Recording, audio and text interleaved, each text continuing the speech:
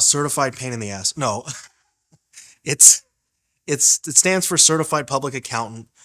It's depending on who you talk to, it's the highest designation that an accountant can have in the U.S. and I'm pretty sure in the world. In England, it's called chartered accountants, like chartered officers, but it's the same designation. You have to go to school for a bunch of years, but it basically gives you a license to practice in front of the IRS. So like if if something was messed up, that person can hire me and say, hey, can you talk to the IRS on my behalf? So that's part of it. So there's only three people. I think it's enrolled agents, lawyers, and CPAs can. So that's what they do. Kind of like what you were talking about balancing the books. Some CPAs can do that. Those are what are called like bookkeepers. They keep your books. And then basically CPAs look at those reports at the end of the year, end of the month, and say, okay, you made $10,000 in income. You're going to owe $1,000 in taxes based on those reports. Now, sometimes there are people that can do can do everything. Like we try to do as much as we can. But yeah, so that's kind of the difference is bookkeepers are kind of seen as like bean counters, and then CPAs are the ones that analyze the data. So I would say the easy answer is yes. We do give advice, but I think what separates us, in my opinion, from other people, and I think actually what drew us to you guys was a lot of CPAs will give you advice, and when I say advice, they give you options. Like, hey, you could do option one, two, three, four, five. What do you want to do? And you're like, I don't know, man. I'm not an accountant. What do I do? You tell me, and it's like, well, you could do these. It's just they give you more options. So what we do, we pretty much say, okay, well, for here's what options one through five. Based on what you told us, option two sounds terrible. Option three sounds terrible. So it's really between one and five. So we just kind of help you make that choice. And then not only that, what'll be another thing is we actually do the work for you, right? Because hey, you're going to take these steps. That's great. Now you have a direction. Now you need a car to go in. It'd be like if I gave you a map and said, hey, take this exit. And you're like, I don't have a car. Oh, so now we actually do it for you. So we like to call it the white glove treatment. So it's, kind of like white glove. It's like, have you ever been to Ruth Chris's? You got to go. You got to go. You got to go. So I was very cheap. And then I went out with I went out with a client to a nice steakhouse in Miami like a month ago. It was the first time I'd ever been to like a real fine dining. And they said, hey, Mr. Welcome. And that was my client's name. And I was like, wow, that's really, really nice. When we come back here, I made a reservation for our anniversary, it was last week, to go to Ruth Chris's. I did, put my name in. And the second I rolled up, they're like, Mr. Pells, how are you? Whose birthday are we celebrating? Because we were celebrating birthday. They're like, Mr. Pells, whose birthday are we celebrating? I said, oh, we're celebrating my fiance. She's like, oh, congratulations. When's your wedding date? Every single person called us Mr. and Mrs. Pells. I was like, yup, yup, yeah. And I finally got it. I was like, now I get it. Now I'll never go back to Chipotle. I'll be like, you want me to get my own food? Are you kidding me? But to bring it back to the accounting world is that, like I said, we like to do the white glove treatment. So if we're going to say, hey, we want you to be a corporation, cool. What do I do? Hey, we take care of that. Don't worry about it. Sit back. And kind of the guy we're talking to earlier, Francisco, like all he came with was he just got options from his accountant. So we actually said, hey, Francisco, just sit back. We're going to make sure you get paid the right way. All you have to do is just fill out this form online. It asks you for personal information. We're not going to do that. So Francisco did it. And like 3 days later, he's getting a direct deposit. And he was like, this is the easiest thing in the world. He's like, I just get paid now. It's like, that was so hard to do. Nobody would do it for me. So we just do it for you, or we have other people help you do it. We almost want you to feel like nothing happened. Because I think, and he was telling you earlier, we've had other clients say it's like, wow, tax season, it felt like nothing happened. And I was like, that's the point. We want you to not even notice we're there. It's like, we're just meeting with you, and it's hopefully something good. So that's what most accountants don't do. They just give you options. I would prefer CPA. One, I studied for it. I got it. So it's a big license. So I would prefer that. I know one of our coaches, Jamie, has said, don't say that, say like you're a tax angel. I personally like to say CPA because I think it just garners more respect.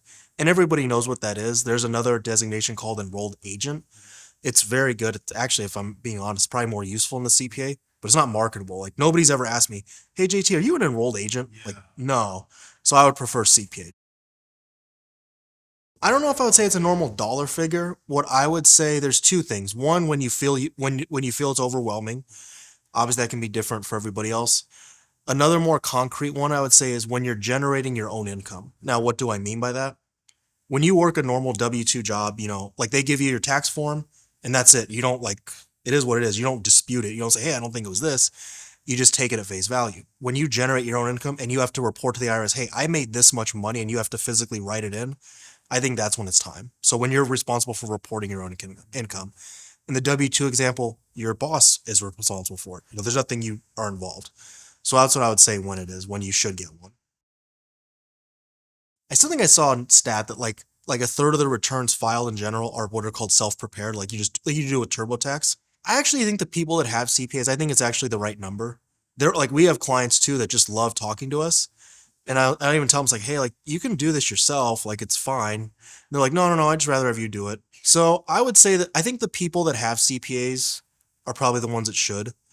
There are definitely people I would say that get, I don't know if I would say hoodwinked is the right term, but there's a lot of like bad apples out there that'll say, oh yeah, I can file your return. The classic one is when somebody says, I'll prepare your return, and then you have to file it. It's like why not just take the extra step? That doesn't make any sense. Generally, it's because they're unlicensed, they're doing it illegally, they are like doing some shady things. So I would say that happens more often than not.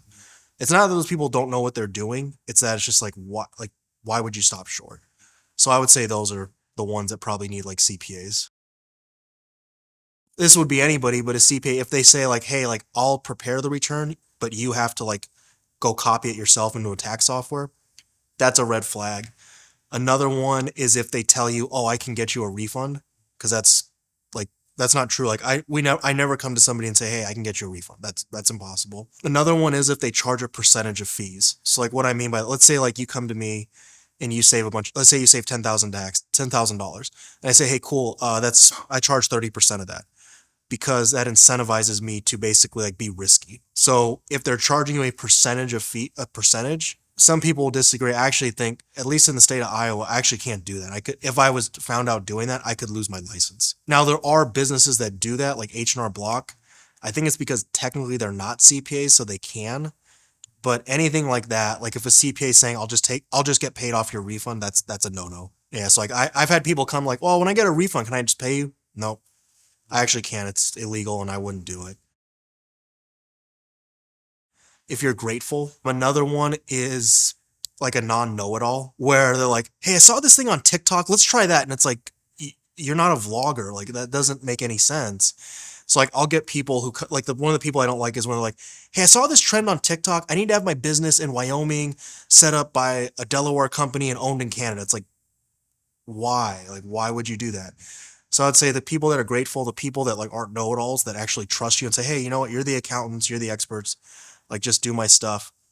And honestly, another one too, I think, is people that when they like say, well, if I do half the work, can I get a discount? It's like, no, that's not how it works. Like, I'm going to do everything. I mean, if as long as you're one of those three or not one of those three, I think we're going to get along well. But the favorite ones, I think, are the gracious ones. And it's especially the ones that are like stone faced, but they finally crack and say, hey, man, thanks. I really appreciate it. Because we work with so many people, and it's like for them, it feels like a serious topic. So like, they're like, I'm going to go see my CPA. I'm locked in. I'm serious. I need my social security number. So I never crack a smile. And I sometimes I tell Drew, I'm like, I don't know if they like me. Like, do they hate me? Like, and it's funny, like one time, like I asked a client, I said, oh, like, we've been working together a year. Like, what do you think? Like, do you want to keep working together? Do you want to go somewhere else? Do you feel like your needs are being met? And they were like stone faced, like never smiled, never laughed. Like, oh yeah, we love working here. It's great. And I was like, oh, and I said, oh, I'm glad you said that, because I honestly thought you hated me. Cause like you never smile. It's like, it's so like stone cold. Like, oh, we love working. Why would we leave? I was like, you're right. Why would you leave? That's stupid. But yeah, the ones that are gracious are very good to work with. So the reason why they say Wyoming, there's Delaware, South Dakota. Wyoming's most famous. They have an anonymity law. So if you own a business in, let's say like Iowa, you have to register the business here. Like it will say like it'll tell you who owns it or who the officer is. It's anonymity laws. So like if you're somebody really famous, like if you were like Kanye West, like it would make sense. You don't want to be able to look up Kanye West stuff. That's the biggest thing. People think it saves taxes because Wyoming doesn't pay taxes. You pay taxes where you live and where the work is performed.